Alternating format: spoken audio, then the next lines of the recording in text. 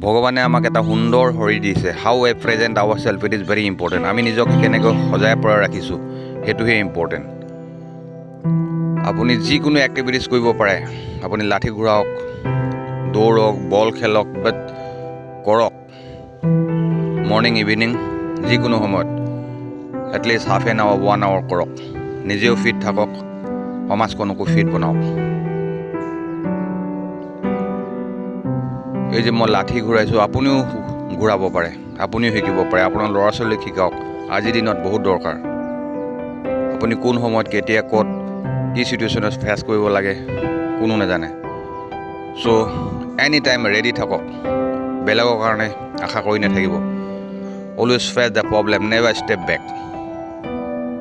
আপুনি সাহস তেতিয়াহে কৰিব পাৰিব যেতিয়া আপুনি ফিজিকেলি ফিট থাকিব। আপুনি ফিজিকেলি ফিট থাকিলে কোনো বেমাৰে আপোনাক আক্ৰমণ কৰিব নোৱাৰে। চ' আজিৰ পৰাই কৰক। বহুতে কমেণ্টত কৈ আছিলে আপোনাৰ লাঠি ঘূৰা ভিডিঅ'টো বহুত ভাল লাগিলে, চ' আজি ঘূৰাই দিলোঁ। বহুত দিন জাগলিং কৰা নাছিলোঁ।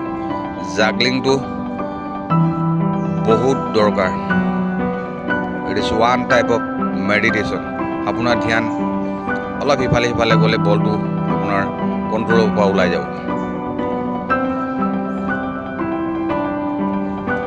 চাওক লাভ কি হৈছে, বডি এণ্ড মাইণ্ড কোঅৰ্ডিনেশ্যন।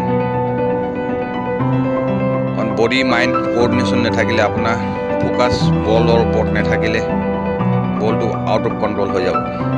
চ' আপুনি ধ্যানটো ক'তো দিব নোৱাৰে।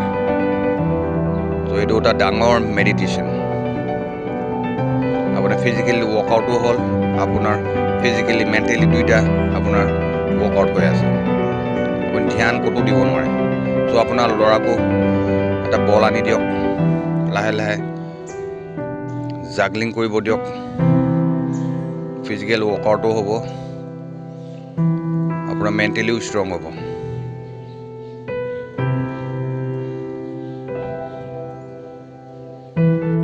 আৰু যিকোনো কোচসকলৰ কাৰণে মোৰ এটা অনুৰোধ, as a coach you must be fit yourself. আপুনি যদি নিজেই পেটুৱা হয়, আপুনি নিজেই শকত হয়, বেলেগক ক্ষীণ হওক, ফিট থাকক বুলি ক'লে কেতিয়াও ল'ৰা ছোৱালীয়ে নেমানিব আপোনাৰ কথা। চ' আজিলৈ ইমানেই। থেংক ইউ ফৰ ৱাচিং মাই ভিডিঅ'।